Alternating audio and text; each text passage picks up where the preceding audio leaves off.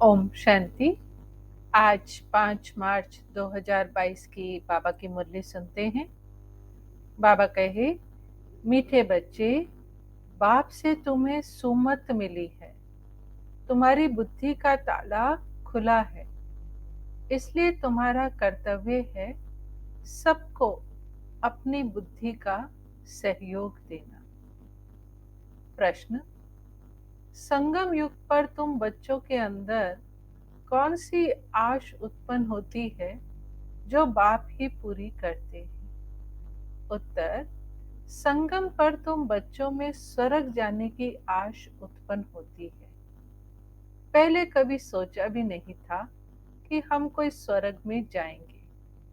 अभी यह नई आश उत्पन्न हुई है। यह आश एक बाप ही पूरी करता है।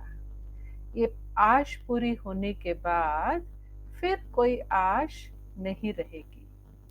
गायन भी है, अप्राप्त नहीं कोई वस्तु देवताओं के खजाने में। गीत, आखिर वह दिन आया आज। ओम शांति।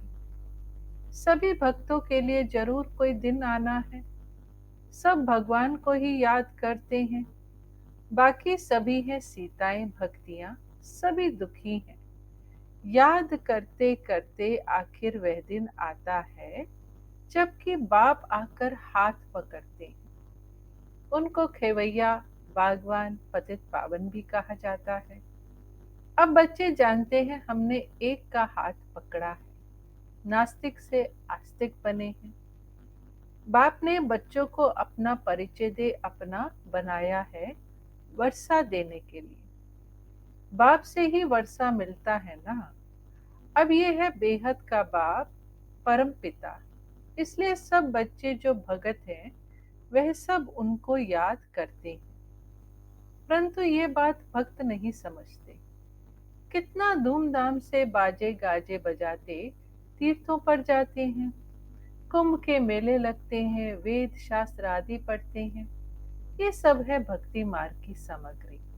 इसलिए भगवान को याद करते हैं कि वह आकर इस दुर्गति से छुड़ाए।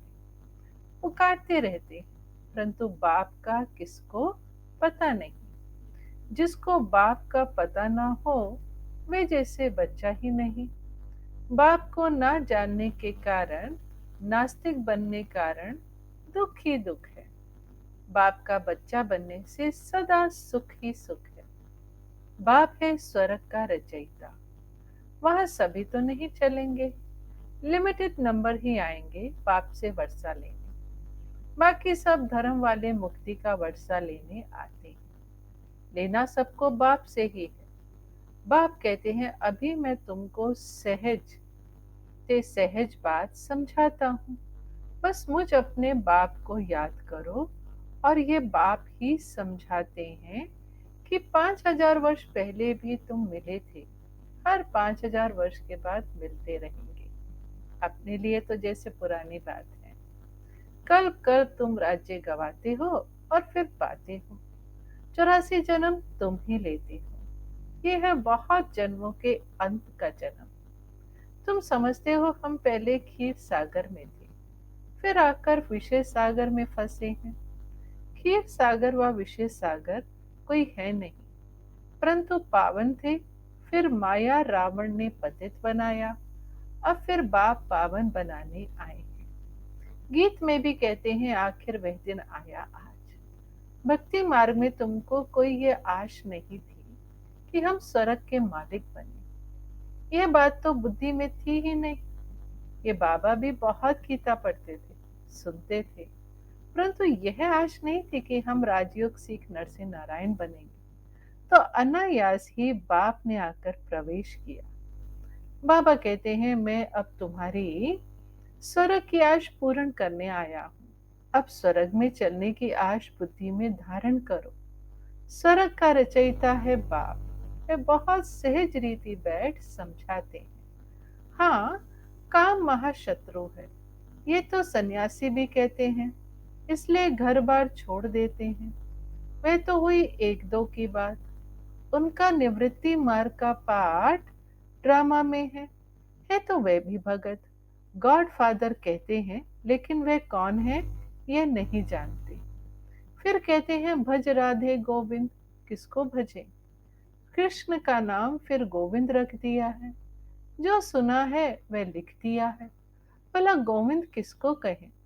गौओं को चराने वाला, मुरली सुनाने वाला तो एक बाप ही है भी ह्यूमन गौ की बात। आगे तुम भी कुछ नहीं समझते थे, अभी बाप ने आकर सुमत दी है। माया रावण को मत देते हैं, बाप सुमत देते हैं। सुमत है शिव बाबा की, कुमत है रावण की। सुमत माना श्रीमत, कुमत माना झूठी मत। अब तुम कंट्रास्ट को जानते हो।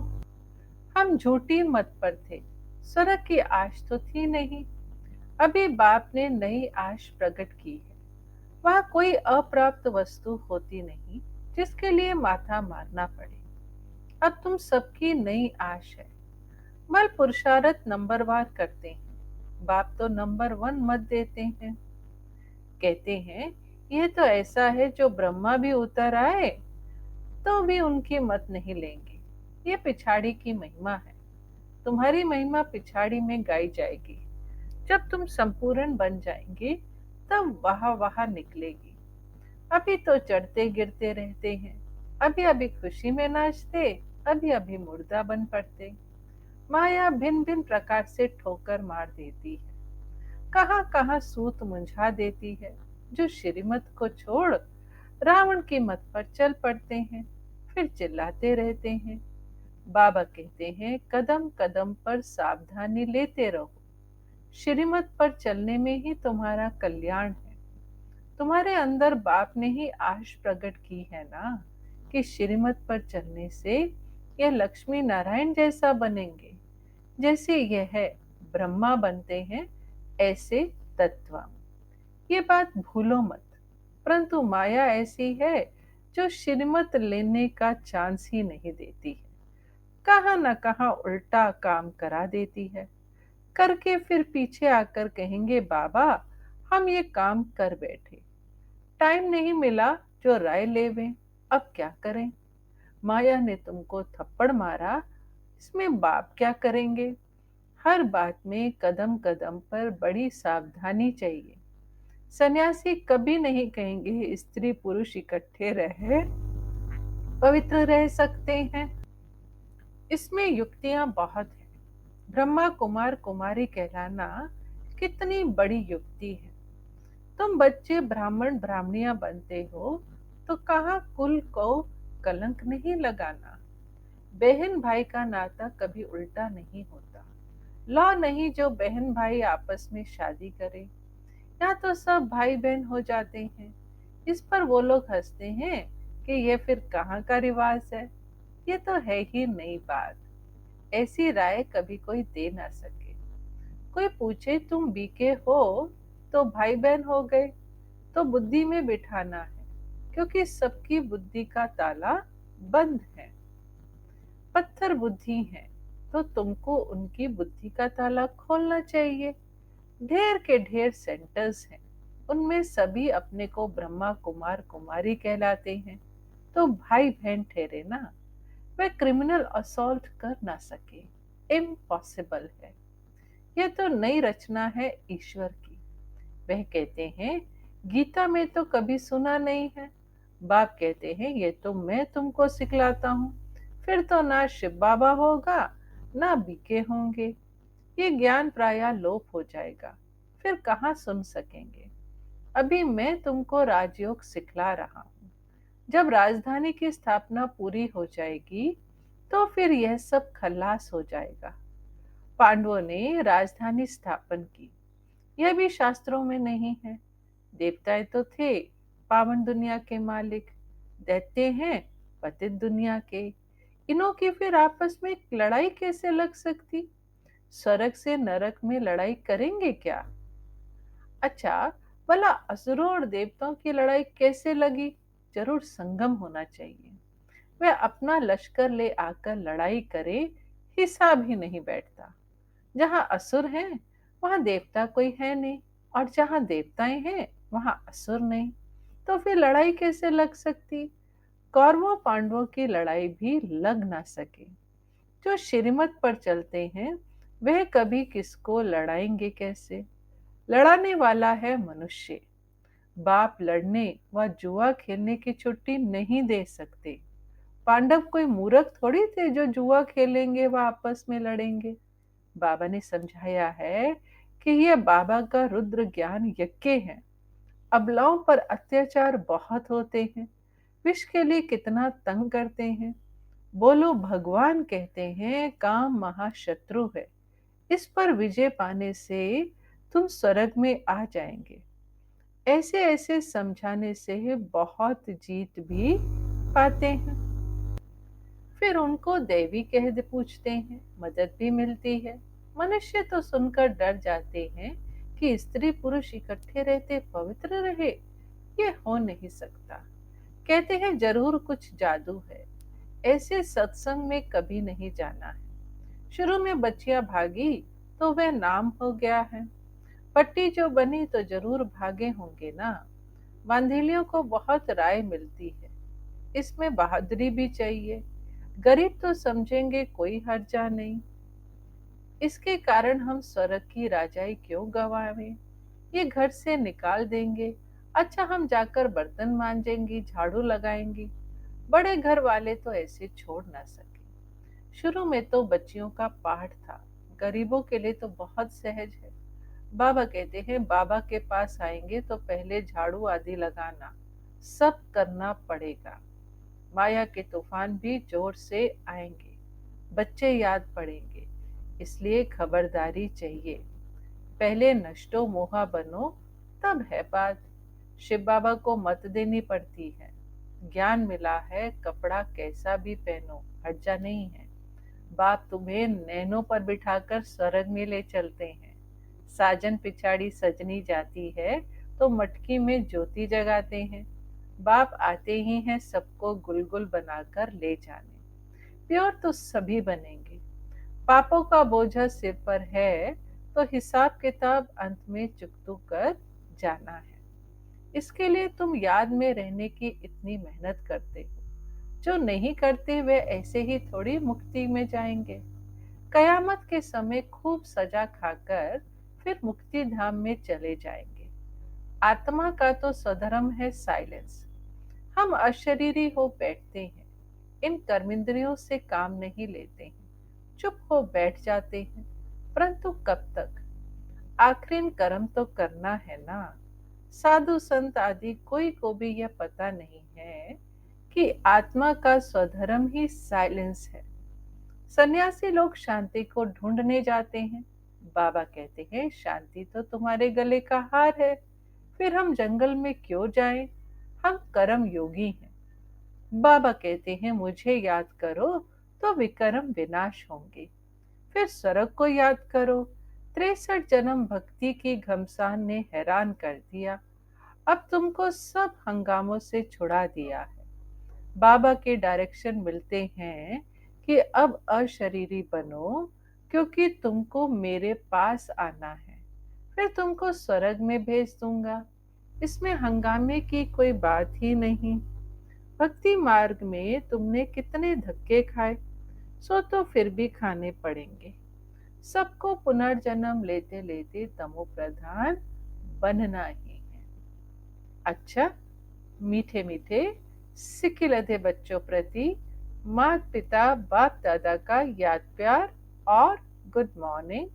रूहानी बाप की रूहानी बच्चों को नमस्ते।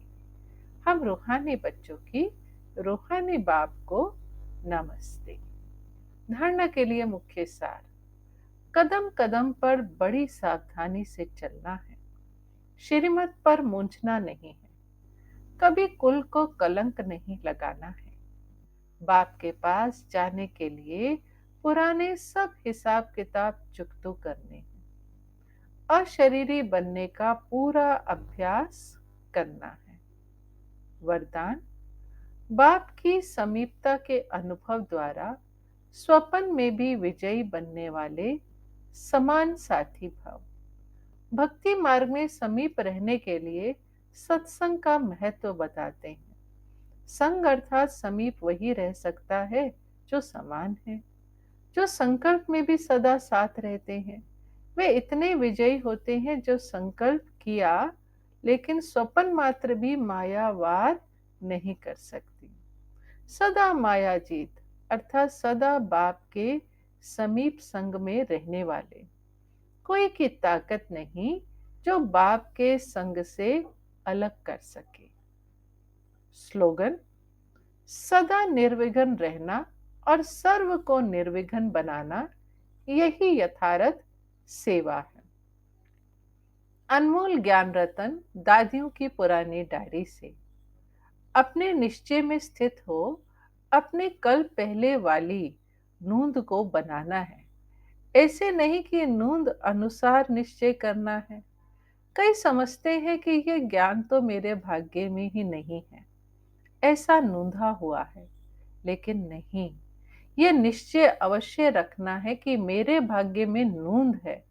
पुरुषार्थ करके अपनी प्रारब्ध बनानी है, क्योंकि विराट फिल्म अनुसार बनी हुई तो है, लेकिन पुरुषार्थ से इस बनी को बनाना है।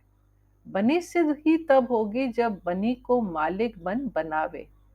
बनी हुई को आगे से ही समझ खड़ा नहीं हो जाना चाहिए, लेकिन पुरुषार्थ से जो प्रारब्ध सिद्ध होती है उनको ही प्रारब्ध समझना चाहिए। यही ज्ञान है। बाकी नूंद समझ पुरुषार्थहीन हो जाना, यह अज्ञान है। अच्छा, ओम शांति।